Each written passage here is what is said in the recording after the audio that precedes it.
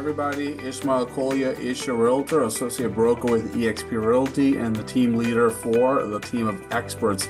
Today's topic is buying versus renting. Should you be buying a house or should you be renting an apartment for your housing needs? All right, well, that depends on what your priorities are.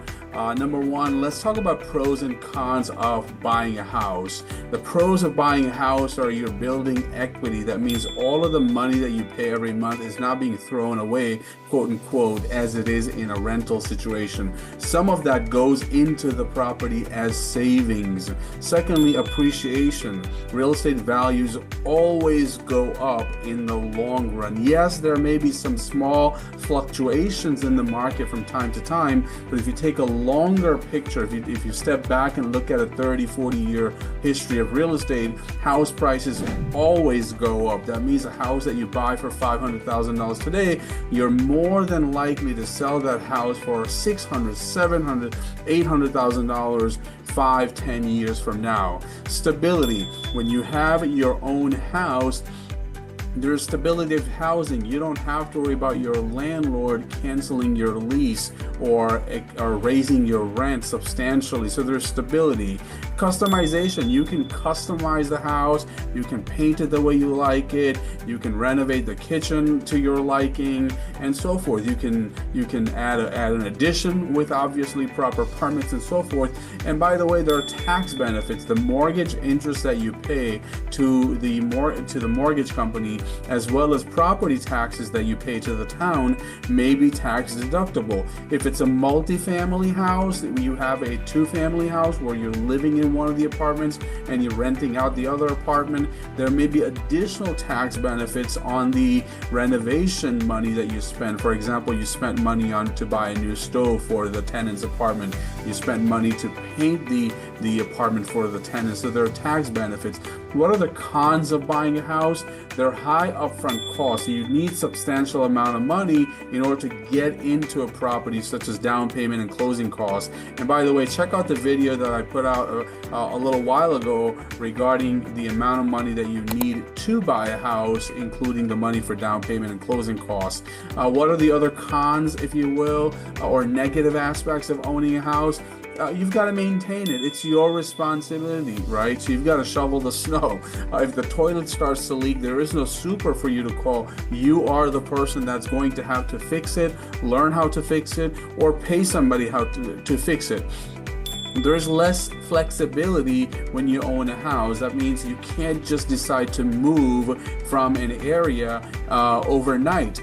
Not necessarily the case with a rental either, but it's easier to end a lease and move away from an area than a house. When you have a house, you're responsible for that house until it sells. Obviously, you can move, but then you have a house that may be sitting vacant in your absence. So keep that in mind. What else? So market risk. I mean, there are always chances that markets can go up and down, as it happened in 2008. By the way, 2008 was a special situation, and we have no indications of another market crash happening anytime soon. And yes, I do have another video on my channel that says, are we looking at another 2008? So be sure to check that video out.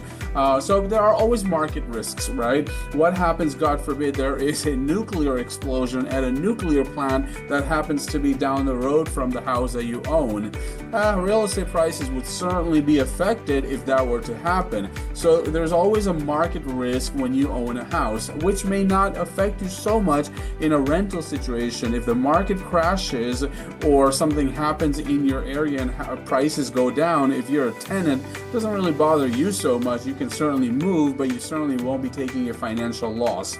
And then long-term commitment. A house is a long-term commitment. It's not a 12-month lease. It's a longer commitment. Typical mortgages are about 30 years. Obviously, you can pay off a mortgage a lot sooner than that, and so forth. So these are the pros and cons of owning a house. What about pros and cons of renting? So let's talk a little bit about that. First of all, the pros of renting are that you have lower upfront costs, right? You don't need 30, 40, 50,000. You don't need 5, 10% or 3% to rent an apartment as you do in buying a house. In order to rent rent an apartment, you typically need about 2 or 3 months worth of rent. First month rent, security, and if a broker's involved, typically a broker's fee might be necessary.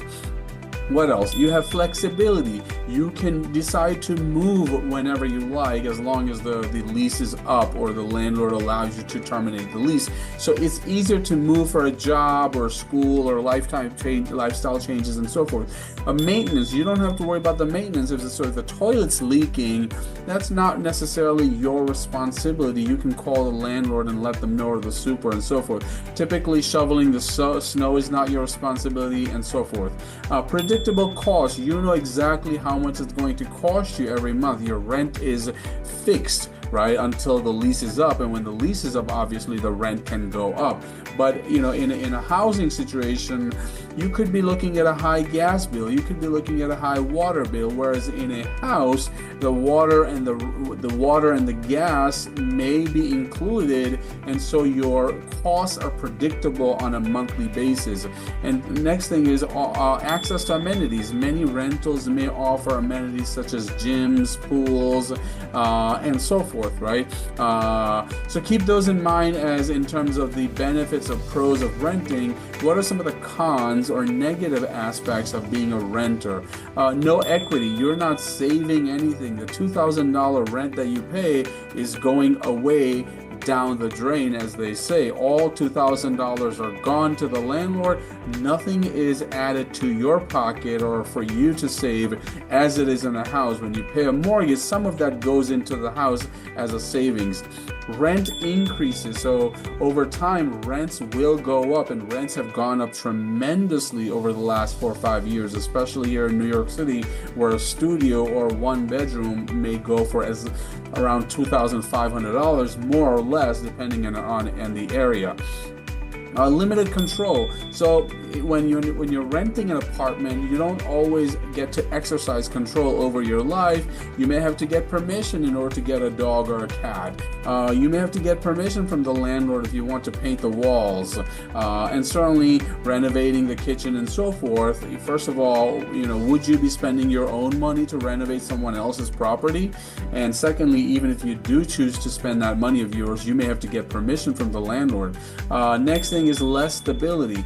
Your lease might not be renewed. The landlord may not have to renew the lease, and the landlord may terminate your lease, saying we will no longer be renewing your lease because we need the apartment for our family and so forth. So now you may have to move more often than you like. And then lastly, there are no tax benefits to renting. You can't write off a rental payment. So these are some of the pros and cons of renting versus buying.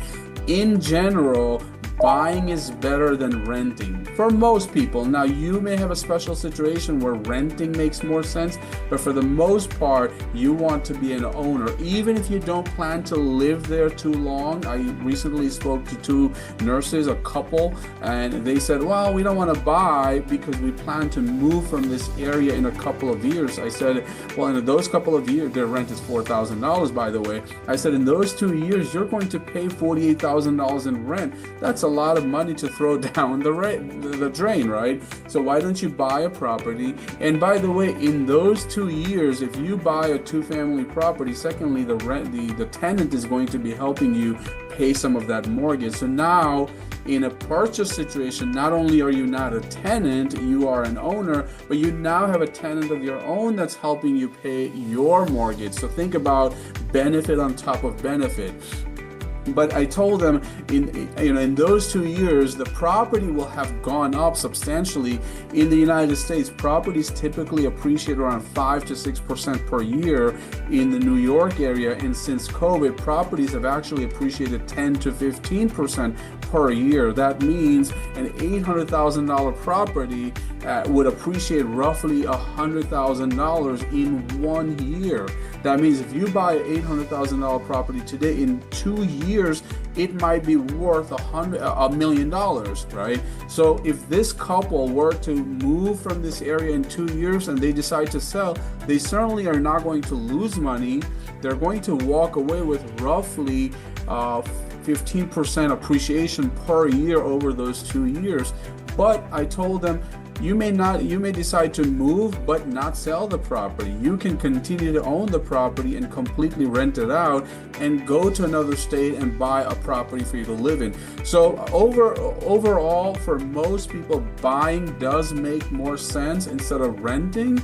And so that's my advice to you. But you know what? Let's go ahead and explore your individual situation, because like I said, the situation can be different for each person and each family. Reach out to me and my team, 914-540-8849, 914-540-8849. Ishmael Kolya is your realtor, associate broker with eXp Realty, as well as the team leader for the team of experts. Thank you so much. I look forward to speaking with you soon. Bye-bye.